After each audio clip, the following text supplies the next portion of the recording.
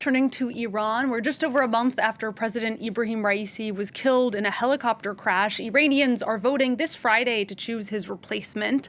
It comes at a time of growing public frustration over the economy and limits on political and social freedoms.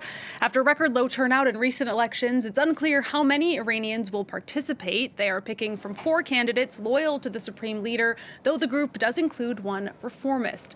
Well, let's hear from one voter in the Iranian capital. I'm looking forward to the future, and I hope that I can be a part of it. I want to make changes. I think that by voting is the first step to do it, in changing the things that I want to be changed in Iran. I'm hoping that the situation will be better for women in Iran, and also I think some of the policies have to be changed, and I hope that the person I voted for could change them. For more, we can cross to Tehran and speak to our reporter, Andrew Hilliar, who's covering the elections for us. Andy, voter turnout is, of course, going to be key in this election. What's it look like so far, and what's the mood where you are? Well, Alison, I'm in one of the almost 60,000 polling centres that have been set up right across Iran for these presidential elections. I have to say we've seen quite a lot of people all day coming to cast their ballots.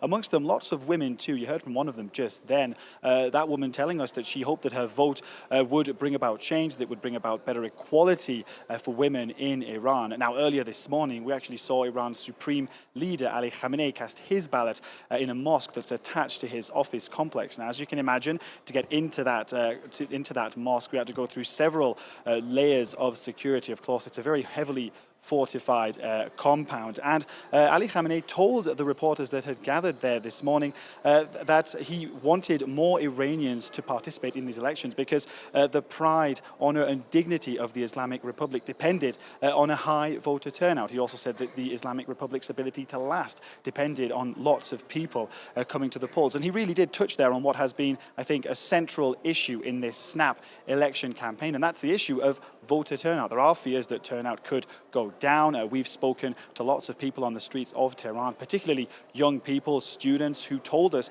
that they're worried that if they were to participate, that their vote wouldn't make any difference. That said, we've also met other people who've told us that they think voting is a civic duty and that it's important to strengthen Iran. And Andy, voters are choosing from a very tightly controlled list of just 4 candidates. Tell us more about them. Well, look, it's no secret, of course, that in Iran, the elections here are tightly controlled. It's a 12-member clerical body called the Guardian Council that vets candidates. Amongst the 80 that applied to run, only 6 were approved, and now only 4 are left in the running. But the race has become quite unpredictable, actually.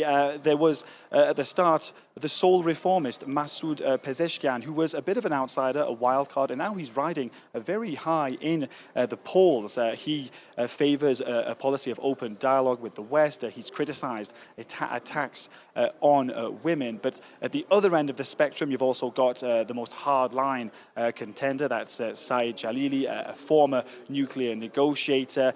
He says that Iran doesn't need to engage with the West. Now, in the end, of course, in Iran, it is the supreme leader who wields most of the power. But, you know, the office of the president is still very significant here because depending on whether Iran chooses to elect a hardliner or a reformist, that will set the tone, not just when it comes to domestic policy here in Iran, but also internationally with regards to Iran's standing on the world stage.